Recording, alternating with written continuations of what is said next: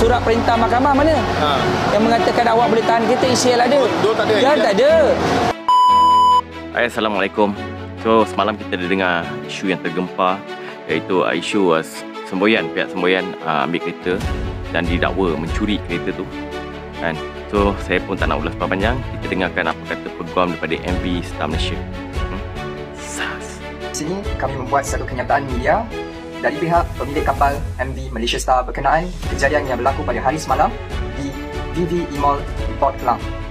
Seperti yang telah dinyatakan sebelum ini, kejadian ini kami anggap salah satu kejadian yang serius kerana pihak pemilik kapal mempunyai lien, iaitu kepentingan dan hak untuk menahan kenderaan-kenderaan tersebut sehingga selesai proses mahkamah.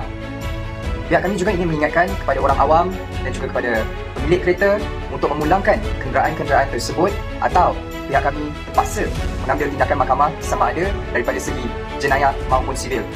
Adakah pihak-pihak anda sudah bersedia untuk turun naik ke mahkamah? Perlu melantik peguam cara untuk menyelesaikan perkara ini.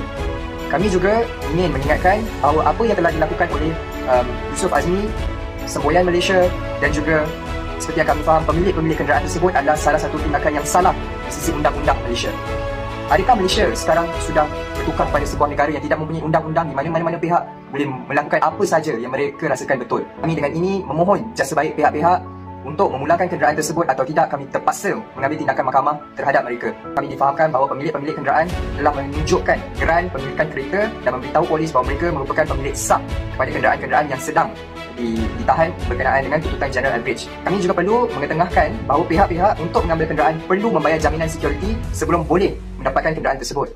Pihak-pihak juga perlu mengikut arahan mahkamah untuk mendapatkan kenderaan tersebut kerana mahkamah yang akan menentukan sama ada pemilik kapal mempunyai lien yang sah atau tidak terhadap kenderaan-kenderaan tersebut.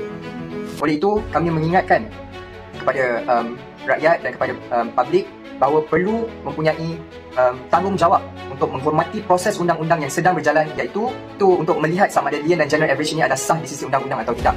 Pihak-pihak tidak boleh mengambil undang-undang mengikut kepentingan mereka sendiri dan perlu menghormati proses mahkamah yang sedang dilaksanakan pada ketika ini. Okey, dan ini pula kata Kanda Yusof Azmi kepada pihak MV Malaysia Star.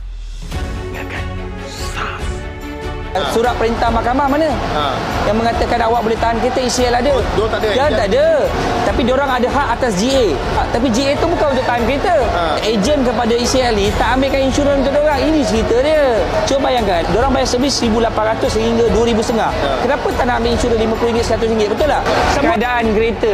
Bayangkan, kereta datang elok-elok, masuk dalam kapal tujuan nak hantar ke destinasi dan